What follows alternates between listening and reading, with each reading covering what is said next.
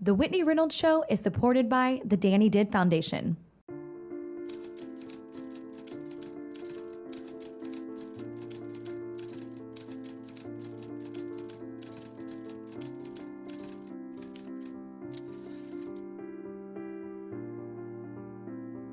Hi, I'm Grizz Chapman from NBC's 30 Rock. I got my kidney transplant in 2010, and I'm here today to say thank you to my generous organ donor. And thank you for giving me a second chance at life. Hello, I'm Whitney Reynolds, and every day is a gift. But what if you could pass that gift on? Today we have a special show highlighting the gift of life. In 2005, I was diagnosed with kidney disease. A lot of times people are embarrassed to say that they are in need of a transplant. Every 2 seconds, someone in our country needs the gift of life. You're watching The Whitney Reynolds Show. Two people randomly meet at a grocery store.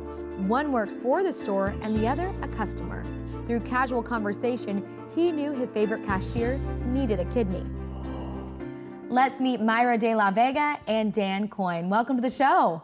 Thanks for having us. So once two strangers you meet at a grocery store. Tell us what that was like, Myra. You were the cashier. Yes, in 2005, I was diagnosed with kidney disease. The doctor told me that it was only 50% working. I had no symptoms at all, but suddenly it started to fail. And then in 2007, I had to do dialysis up to the time that I met Dan. So Dan, I'm going to toss this one to you now. So you were going through the grocery store line and you see Myra. That's right. In fact, about 20 years ago, my wife and I moved to the Evanston area from Portland, Oregon, and the closest grocery store, the Jewel Osco, is where Myra works. And over the years, I tended to pick the line where the friendliest cashier was, and that was Myra. And that's how I knew her, as just the friendliest person in the grocery store. So whenever you went through her line, one day, did you notice anything was different? Exactly. The hint was that she wasn't as happy as she used to be. She wasn't smiling. Her skin had changed, sort of ashen looking. She looked sick. And I didn't know about the different cultures, and I didn't want to disrespect her, but I thought at least I would ask if she was okay. He asked me just a simple question, if I was sick, I said, of a flu or something, and I said, no, I don't have a flu. I just have a kidney failure. But at the same time, I tried to assure him, but I'm okay. I'm on dialysis, so I will still be alive. You know, that's how I told him, because I don't want to impose on my customers or make them, feel guilty about it. When he asked me, I broke down too in tears, because I was trying to work, acting normal, going to work every night. But at the same time, I was doing dialysis every night after work for 8 hours every night, every day. It made me weak. Dan, when she told you this, did you immediately decide to take action? Well, the first action was to pray, and I told her my wife and I would pray about it. I didn't know anything about kidney dialysis or kidney failure, but I have been all my adult life a blood donor with the Red Cross because I have O-positive blood. So I was a bit familiar with donating tissue and that sort of thing. But over the next few months, I noticed that she looked worse and worse, and as if she were deteriorating health-wise. And at one point, I learned that she actually had a sister she was waiting for to come over from the Philippines to donate a kidney. And at that point, I thought everything would be fine the next time I saw her. So what happened the next time you saw her? Well, again, Myra cried and said that her sister did arrive and went through the process of being evaluated as a potential living donor. But it turned out that the family didn't know, or nor her sister, that she had a heart problem. So that process actually saved her sister's life. But because of her health, she was denied. She could not donate a kidney to her sister. If she had not gone through those tests, she would have not known her heart condition. So even though I didn't get her kidney, I was still very thankful to God that I kind of saved her life. Did you lose hope at that point? No, not really. I think at that point I was very stronger in faith. So Dan, whenever you found out that the kidney did not work with her sister, is that when you decided to go get tested? Well, I first asked her permission to maybe look into this and to maybe talk to her provider to see if I'm even an option, because I had no idea if I were the type that could donate a kidney, and I had no idea what my health was like other than I felt good. And at that point, she denied. She says, no, thank you, you're a stranger, and in my culture, it should be from the family. And again, I'm a guy, a stranger. She didn't know if I was hitting on her or not, and so she just thought politely and declined. But I did give her my phone number and said, if you change your mind, give a call, and my wife and I will come meet with you. So then, did you pick up the phone and call him, or was he the persistent one? Again, he offered his kidney again, and then this time he was really more aggressive, and I was pressured to shut him off again. Okay, this is my phone numbers of my doctors at Northwestern. You can call them, you can tell them that you are willing to donate, and from there, if you change your mind, that I will understand. And I immediately called the providers, and what's so neat about the donation system is they do have different teams working with potential donors and those needing an organ to make sure that everybody's needs are met and there's no conflict of interest. And so the team that looked at me, and I went through a number of processes over a few months, eventually I got a phone call in January of 2010. I happened to be helping a friend on a ladder. I almost fell off the ladder. Oh. I was just crying because I was so happy. They said, Dan, your kidney's a match. If you still want to give, we'll give you the option to tell the person needing the kidney. So immediately went home and took it to the family and said, well, now we have to make a decision. What should we do? And the family was unanimous. We have to tell her. And we came up with a scheme to share the news with her. The kids kind of came up with this idea. They said, why don't we all go to the store? You hide somewhere, and we'll go through the food line and let Myra know through an invitation to a kidney transplant. Oh, wow. What an amazing way. How did it feel to have the kids through your line say that he was a match? I saw a photographer at the store, which was a no, and I was about to pick up the phone to tell my manager that there's a photographer here. But I didn't know, and then I saw him and the family, and I was like, what is this? Like that. And then they all came to my counter, and then Dan gave me the note for inviting me that we have a date at Northwestern on March 26th. That is such an amazing story. I'm sure our viewers at home are just celebrating right now. It's been a few years since it happened, but everything is still well. You're still doing great. Yes. And you guys are closer than ever. We've become family in a sense. It turns out we both live in Evanston, and we didn't realize that beforehand. And so now we share some of the holiday meals together, and I do some construction on the side, so I've helped her at her house once in a while. Wow, what a great... This is just amazing. This story could almost bring tears to my eyes right now. Thank you guys for coming on and sharing your story. Absolutely. Thank you for having us. Our next guest is Jessica McLean from the National Kidney Foundation of Illinois. This foundation provides patient services, education, research to prevent kidney disease, and promotes organ donations. Welcome to the show. Thank you. So tell us a little bit about the National Kidney Foundation. Sure. So we're a national organization. We're based out of New York, but our office here in Illinois is in Chicago. And we serve the people of Illinois, promoting organ donation, encouraging people to learn more about kidney disease and educating people who are affected. And we do a fair amount to prevent kidney disease, or at least diagnose it in its early stages so that people have some options of treating it. What is some of the prevention that people can do? Well, we encourage people to get screened if they're at risk. Most people don't know that if you have high blood pressure or diabetes, you're at a much higher risk for kidney disease. So too often we're seeing people have these issues uncontrolled over a long period of time, and they do damage to their kidneys. Then they're going into an ER and finding out that they're in renal failure, and they had no idea that they were having an issue. So the biggest thing that people can do to prevent themselves is to get screened. Are there any warning signs that people at home should look out for?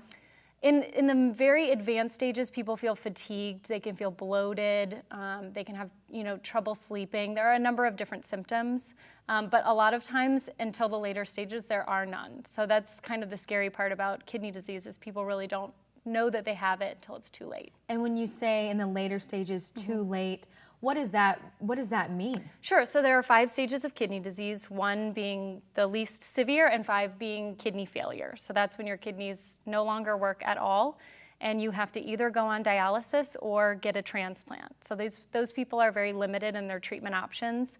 If they find out in stage 3 or even stage 4, there are things you can do to slow the progression.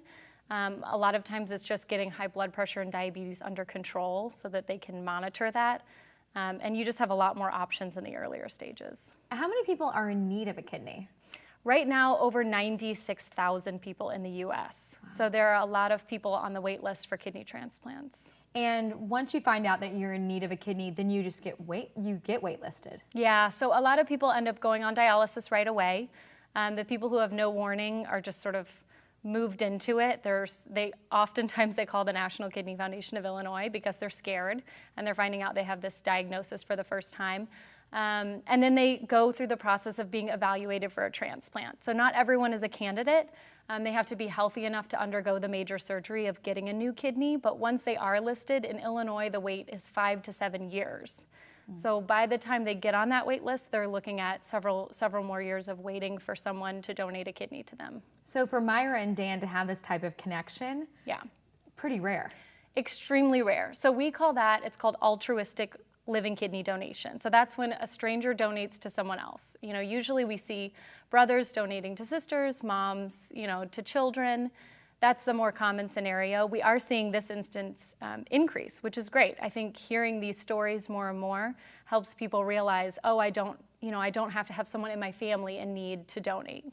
Is social media helping this? Whenever people find out that they are in need, they just can blast it out to all their friends, followers, fans? Yes, absolutely. And I think we're seeing people that need transplants advocating more for themselves. A lot of times people are embarrassed to say that they are in need of a transplant. They don't always look sick.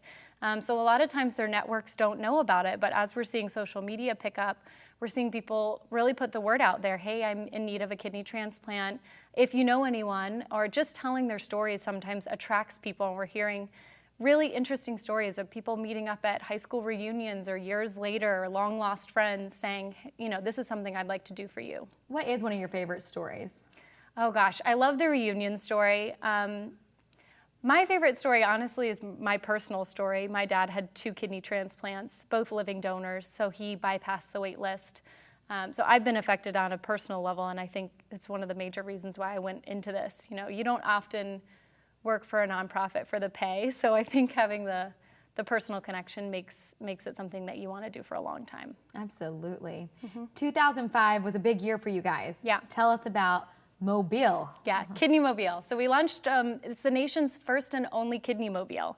It's a truck, it travels across the state, and we offer free comprehensive screenings for people at risk for kidney disease. So to date, we've screened more than 35,000 people throughout the state. Anyone can come and get screened, so encourage anyone with the risk factors or someone that may not have insurance, may not have access to a doctor to come and get checked out. And then we provide referrals for anyone that has an abnormal result. Of the people that have gone through that program, 73% had at least one abnormal test result. How do we know where the Mobile is? Sure, so people can go on our website. It's www.nkfi.org. Stands for National Kidney Foundation of Illinois.org. And then there's a Kidney Mobile section. There's a calendar that's up to date and live. You can see where the Kidney Mobile is at all times. And people, most of the time, don't need to make a reservation or an appointment. They can just come out to a screening and get their kidneys checked. Wonderful. What a great resource. Thank you for coming on and sharing. Thank you. Well, now it's time for our social sizzle. Let's take a look. Welcome to the show, Larry. Hi, Whitney. So tell us about your experience. You found your kidney on Craigslist? Yes, I did. And this was after being on dialysis for over 3 years. I was on the transplant waiting list for a transplant, which takes 5 to 7 years in Illinois. And I just could not wait that long. So you took matters into your own hands? Yes, I did. So how did you get this idea? Well, I had a friend in Florida who said I should try Craigslist. And I said, why not? I have nothing to lose and everything to gain. So placed the ad. In about a week, I got a contact from a woman and several others as well. And this woman, on her own, contacted the transplant center, went through the testing, was approved by the center, and three months later, I was transplanted.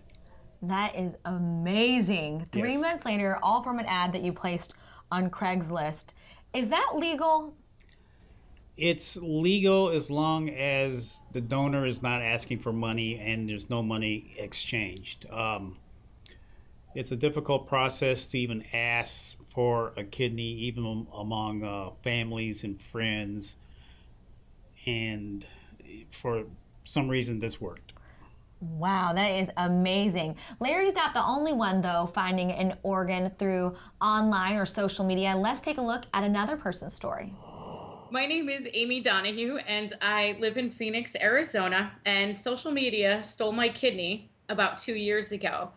In January of 2011, as I was getting into the tub, I saw a tweet from a woman named Kirti, who I had met a few months before that her mother had finally agreed to be put on the donor list. She'd been suffering from kidney disease for 10 years, and it would take 2 to 6 years for her mom to get a kidney, and she wouldn't live that long. So I saw the tweet and I responded that I'll do it. I'll donate my kidney. What do I have to do? And she called me later that night, and the next week I got my blood test. Turns out our blood types were a match, and I didn't know that a white person could donate to somebody of a different race. I could. And on April 19th of 2011, I donated my kidney. Since then, I've become a huge spokesperson for live organ donation, because not only did it save somebody else's life, but it changed mine. My surgery was 90 minutes. I was in the hospital for 48 hours. I was at a restaurant having brunch on Easter Sunday, which was 5 days after donating my kidney. I had sex in 2 weeks, and I was hiking a month after donating my kidney.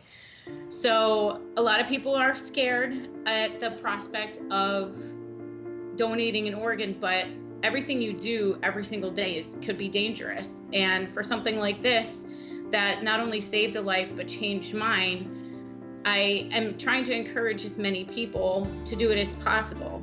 Well, you heard it here on the Social Sizzle. You can find an organ on Craigslist, Twitter, and even Facebook has a platform. Any last words? I think you need to try.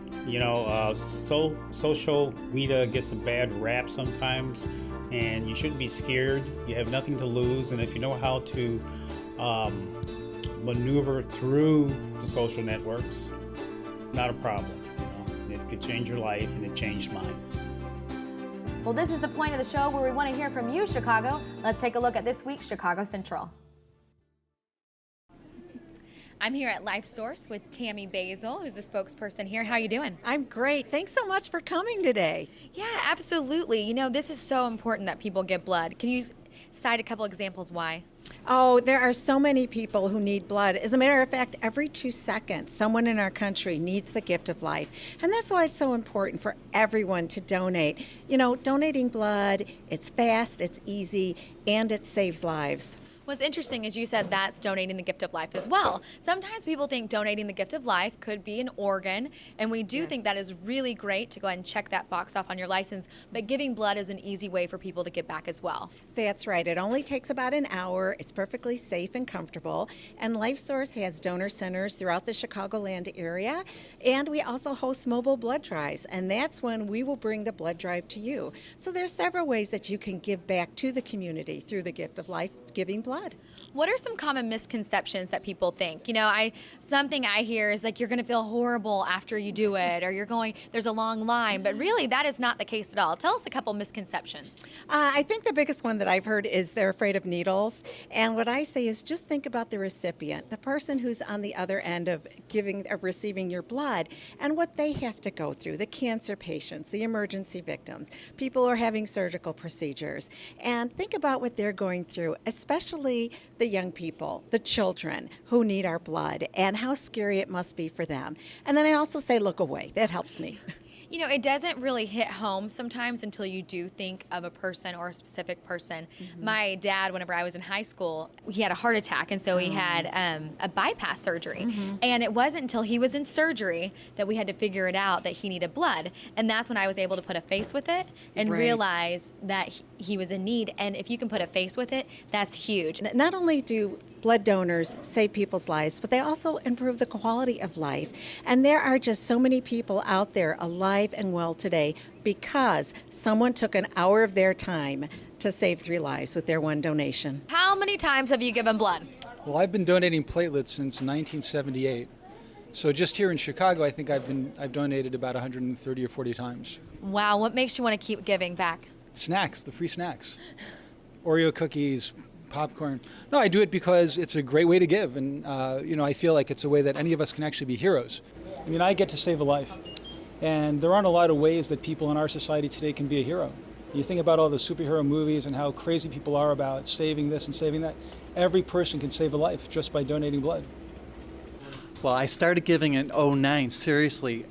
We pay it all the time, and it's because of when you feel like you don't have anything to give in life, you can always bank on the fact that your blood is something that is a living source of life that continually contributes to the community. 100 years ago, when I had a child born with a birth defect, which was going to require major surgery, and I thought if he's going to need blood, it would be better if I was giving blood. First, it was to help others, but now it's mostly to help me because when I donate blood, my blood regenerates and I feel healthier.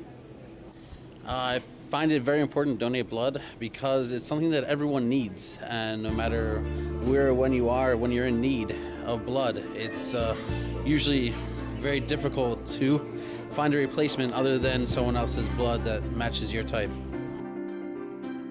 Our next guest is our Secretary of State, the Honorable Jesse White. He is a firm believer both personally and professionally on organ donations.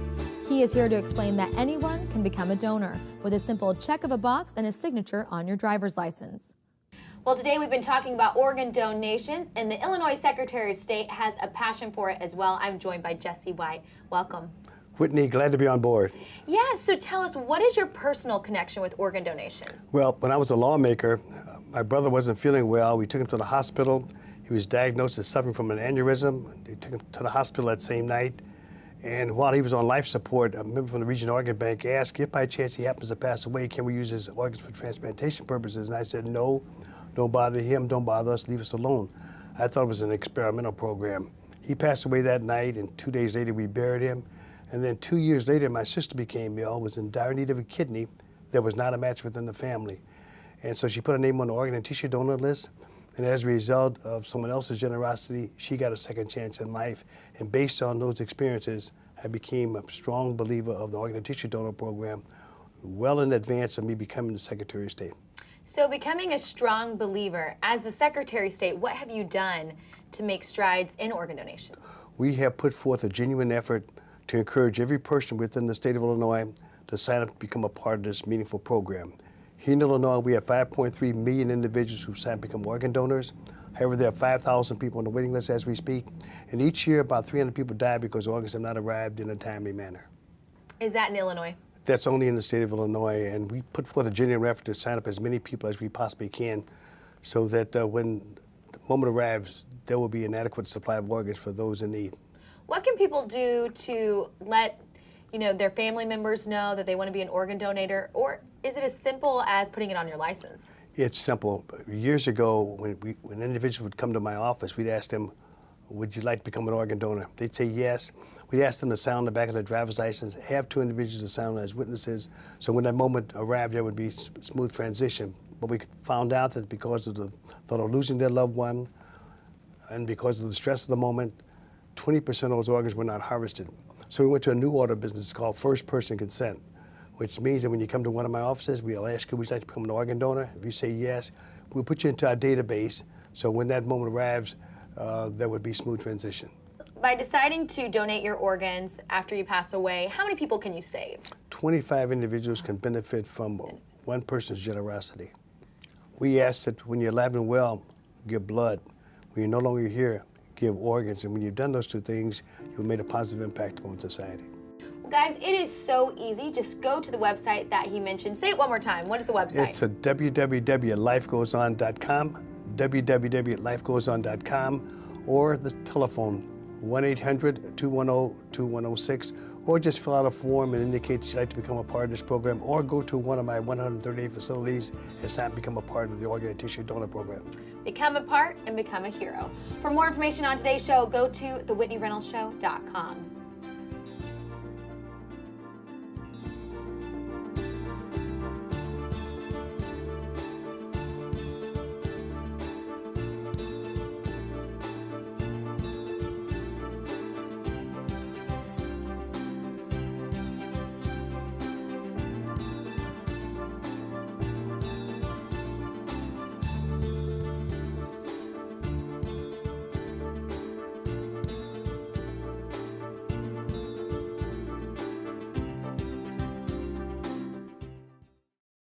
The Whitney Reynolds Show is supported by the Danny Did Foundation.